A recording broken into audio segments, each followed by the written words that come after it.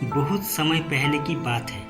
एक बार राजा अपने सिपाहियों के साथ किसी दूसरे राज्य की ओर जा रहा था। रास्ते में घने जंगल के कारण राजा और उनके सिपाही अपना मार्ग भटक गए। कुछ दिन जंगल में भटकने के बाद राजा और उनके सिपाही एक गांव पहुंच गए। सिपाहियों का खाना खत्म हो गया था। राजा ने अपने मंत्री से कहा, जाओ, गांव में जिसका खेत सबसे बड़ा है उसकी सारी फसल काट लो। मंत्री ऐसा ही करता है। राजा का आदेश पाकर मंत्री गांव की ओर निकल जाता है। खेतों के आसपास मंत्री को कोई नहीं दिखता। इधर उधर भटकने पर एक किसान मंत्री को मिल जाता है। मंत्री उस किसान से पूछता है, यहाँ का सबसे बड़ा खेत कौन सा है? किसान उसको एक खेत की ओर ले जाता है। थोड़ी आगे चलने के बाद किसान उसको बताता है, ये हमारे गांव का सबसे बड़ा खेत है। मंत्री उससे पूछता है, गांव में लोग क्यों नहीं दिखाई देते हैं? किसान बोलता है, पास में ही हमारे कुल देवता का एक मंदिर है जहाँ प्रतिवर्ष पूजा होती है। सारा गांव वहीं गया है। मैं भी वहीं से आ रहा हूँ। मुझे खेत पर कुछ काम था, इसीलिए मैं थोड़ा जल्दी आ गया। मंत्री अपने सिपाहियों के साथ खेत की फसल काटने लगते हैं।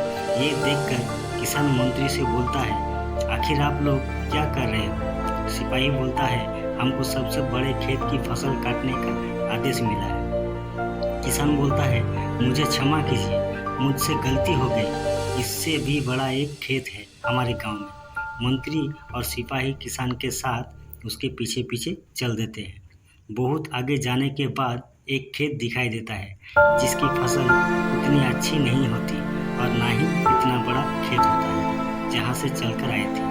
मंत्री गुस्से में किसान से बोलता है, ये तो उससे भी छोटा खेत है, ना इसकी इतनी अच्छी है। तुम बेकार ही हमें यहाँ ले आए हो। किसान बोलता है, मालिक रहम कीजिए, बड़ी मेहनत से फसल होती है।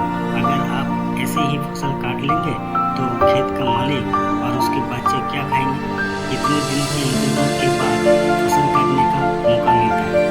मंत्री गुस्से से बोलता है, तो क्या तुम जिस खेत पर लाए हो उस किसान के बच्चे और उस किसान को दिक्कत नहीं होगी?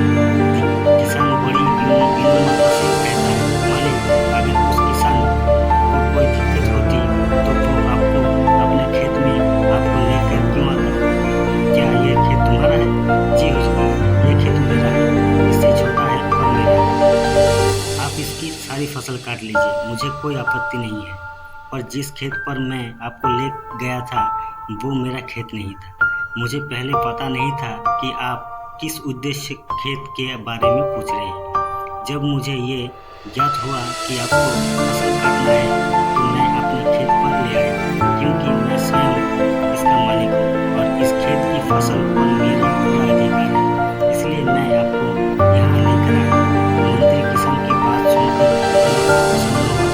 वो अपने सिपाहियों को लेकर वापस चला गया और राजा को सारा किस्सा सुना। राजा ने उस किसान को अपने पास बुलाया और उसकी पीठ थपथपाई। राजा ने उसको खुश होकर इनाम में सोने के सिक्के से भरी एक थैली दी और किसान की फसल का उचित दाम दिया। इस प्रकार से किसान की ईमानदारी और चतुराई के चलते किसान को अपनी फसल का अच्छा दाम भी मिला और इसको इनाम में सोने के सिक्के भी